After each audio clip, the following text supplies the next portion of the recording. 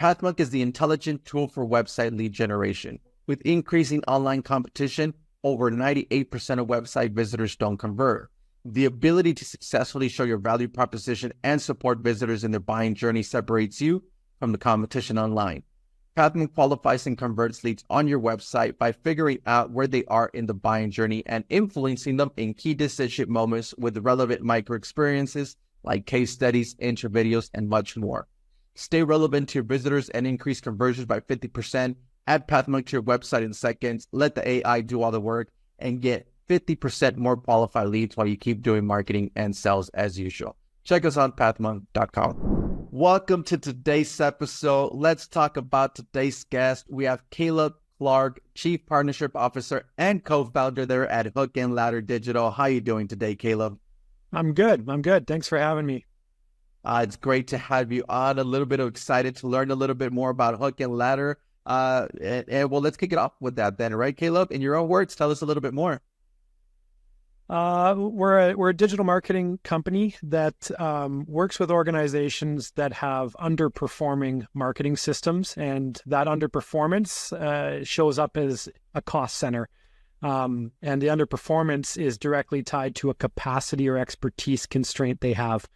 We believe that when you have the right team in place, both the headcount and the corresponding expertise, marketing systems can be virtually guaranteed in terms of success. So we solve a resourcing problem. We develop and deploy cross-functional, scalable teams of digital marketing experts that become an integrated extension of our client's organization and become their digital marketing department.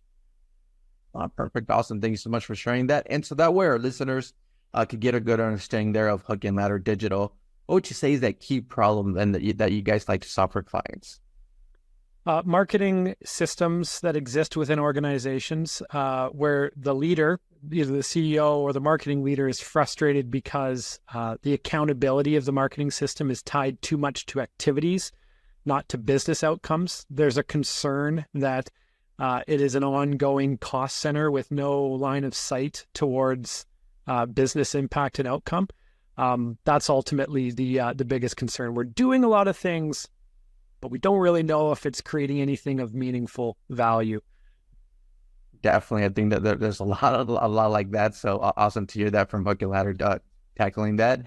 And so then is there a certain vertical? Is there an ideal ICP for you guys that you guys like to go for? From an industry standpoint, we're agnostic by choice, by design, but the common criteria is that it's an established organization with long history of product market fit, lots of customers. They're in aggressive growth mode, and they have a very lean internal marketing team of 4 or fewer people. The final criteria is that they are looking for long-term collaborative partnership as compared to kind of one-off shots, projects here and there. Okay, perfect. Awesome. Great to hear that. And so, and on that note then, how would they usually find out then about Hook and Ladder? Is there a top client acquisition channel for you guys? Our top client acquisition channel, although not consistent, it's variable. It's of course the advocacy of our happiest clients and happiest most strong network. But the second one and the most active one is our content creation through podcast and LinkedIn, sort of thought leadership content, snackable pieces of content that are tied to a value resource that we give access to, not gated. But we run a podcast where we explore the biggest pains and frustrations of marketing leaders and then provide a solution if necessary. Definitely. I think that's one of the reasons why we contacted you, because I mean, you're an expert on that. So I'm glad that we're able to have fun. And so that way our listeners that are tuned in could go ahead and visit you. They could always check you out at hldigital.ca. That's right. What role does a website then play for client acquisition, Caleb? Well, I think it plays obviously a critical role. There's a lot of different ways to answer this, but the way I perceive it is that it's a place that allows people to very clearly understand what problems you solve and for whom, and why are you the best suited to solve them? I think a website is critical in drawing a very specific and distinct line between who we are not for and who we are for. I think it creates a great opportunity to see that others have trusted you, and that I, as a prospect, don't have to be the first one to try to trust you. So I think social proof and trust signals are incredibly important. And then finally, I think it needs to get out of the way of people trying to fulfill their transformation from a non-ideal before state to an ideal after state. I think websites over time have become calloused with like lots of different layers and pages and information and text. I think the website's job is to clearly show what problem you solve for whom and make people feel that I've arrived where I need to be. And then at the same time, get out of the way and allow them to fulfill their user journey, their client, their value journey. Good CTA placement, great CRO, ongoing CRO is required to be able to like map the infrastructure of your site to the ever evolving desires and needs and preferences of users. And so that's my philosophy, I guess, on it in a nutshell. Definitely, that's important. So then on that note then, Caleb, is there any tools or tips or methods that you would recommend to our listeners as far as some website lead generation? Yeah, I think consistent effort, or at least thought process around UI, UX, customer conversion rate optimization, just putting yourself in the shoes of the user and just helping get things out of the way by having a perspective shift of your audience. And then the couple of things that I think I'd like to hone in on are social proof and trust signals. I think it's really important that people feel that there's others like them in the same boat, and that you have demonstrated a successful transformation for them. So finding unique ways to show, advocacy, to show testimonials, to show, they don't have to be like a classic testimonials page, but something that proves to them that they don't have to be the first to experience you. There's others that have come before.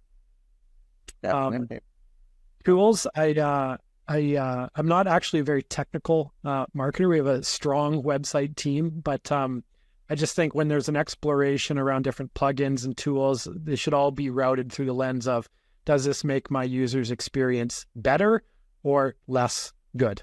And then make the judgment based on that.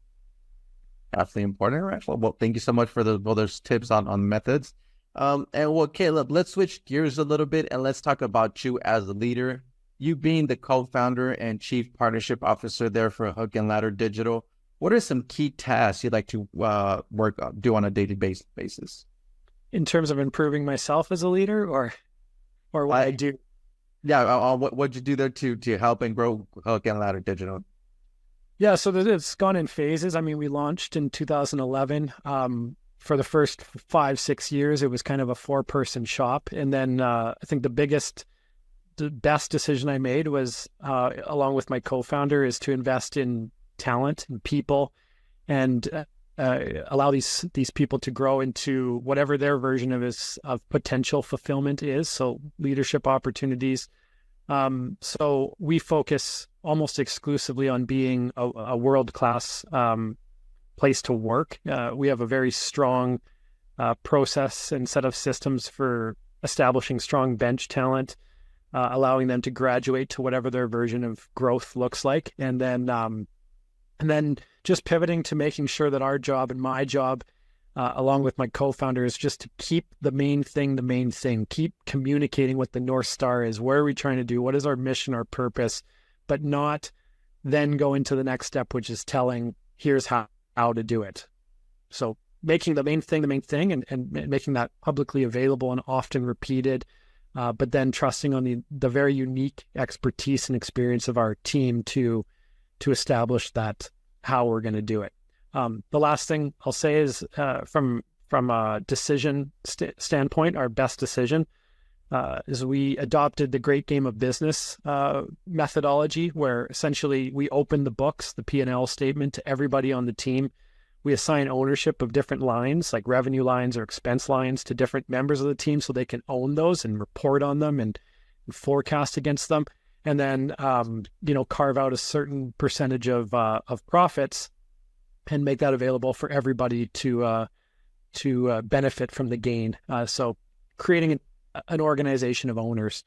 And then what I do on a day-to-day is I look out for new partnership opportunities, whether that be clients or partners outside of being a client, and look to grow top line. That's my job today. Definitely sounds like you have a full plate there on your hands. I mean, after 12 years, it's still there, going strong. So awesome to hear that from you, Caleb. And so on that, in the between cracks, when you do have some spare time to do, how do you stay up to date with all the marketing news, trends out there going out? Is there a preferred channel that you like to go with? I like to use our internal communications channel.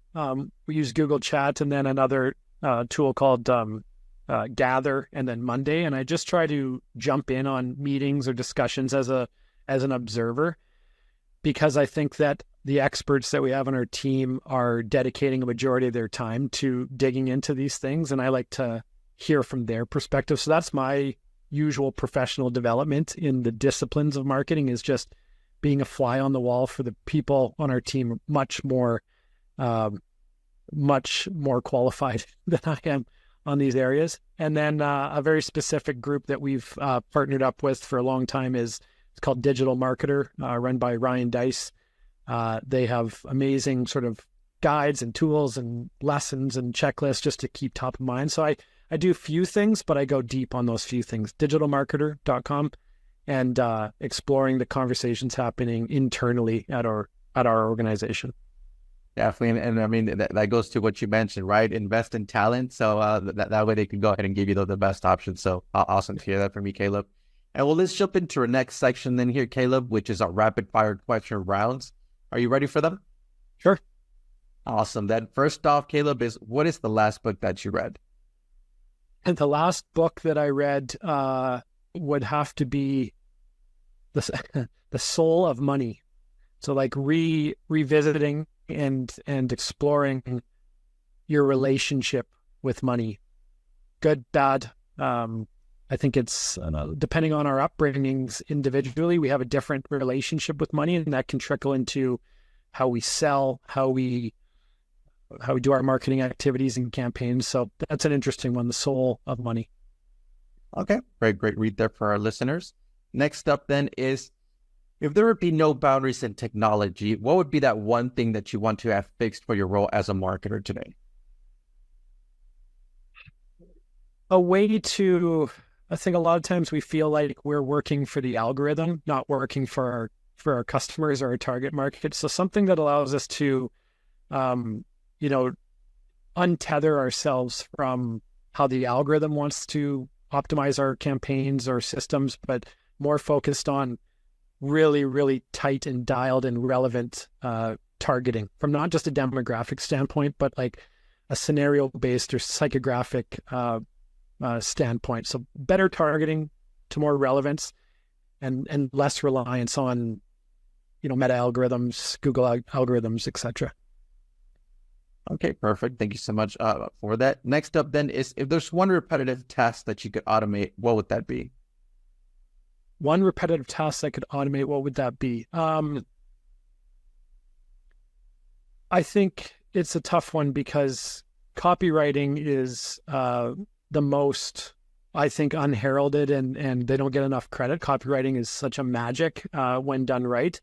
But there's certain scenarios where there's production copy that is just pumping out copy based on an already defined strategy and framework. And then there's net new copy in my mind. So I think for some of that production copy work that's already influenced and informed by a dialed in strategy, it'd be nice to automate some of that. From my perspective, I think automating website usability and user flow, UI, UX, conversion rate optimization, I think that's interesting, because I haven't heard of a lot of ways to automate that successfully. It's usually a manual effort with a lot of time required invested in building that plan. So I think that would be a I'm just realizing now that's a bit of a plug here, but Yep. that is truthfully what I think is important. Yep, definitely. Thank you so much for that. And well, lastly, Caleb, then is, I mean, you have a lot of experience already in the marketing world, but what is that one piece of advice that you would give yourself if you were to restart your journey as a marketer today? Double the impact with half the effort. Do way less things and do fewer things, but do them deeper. And those fewer things, just make sure that there is an undeniable linear relationship between those activities and the business case. So less focus on doing things for the sake of doing them to optimize for like impressions and engagement and growth, but to actually solve a business case. So I would do way, way, way less things and just do them simpler and deeper. I would build our strategy on a napkin as compared to like a 15-page document. I wish I could have done that, but alas, here we are. So. No, but it's some great advice, right? So for our listeners, someone who's starting off, I mean, that's the whole inside of that. So thank you so much for sharing that with us, Caleb. And well, we are coming to the end of the show today, Caleb. But before we do end, I do want to give you the last word. So say someone forgets everything about the interview today. What is that one thing they should remember about Hook and Ladder Digital? The only reason that I've found that marketing systems fail is because the right team does not exist. So when you can solve the resourcing problem effectively and profitably, then you can solve the marketing underperformance problem, which then allows you to solve the business objective problem, turning marketing from a cost center into an area of predictable and profitable return. Solve the resourcing problem. Yeah, really awesome. Some great advice there. And well, Caleb, I do appreciate you being on with us. To our listeners, check them out at hldigital.ca. They are your digital marketing department, business extension. Caleb, thank you so much for being on with us. To our listeners, thank you so much for tuning in. And I'm looking forward to our next episode at Pat Monk Presents. Thanks a lot, Caleb. Appreciate it.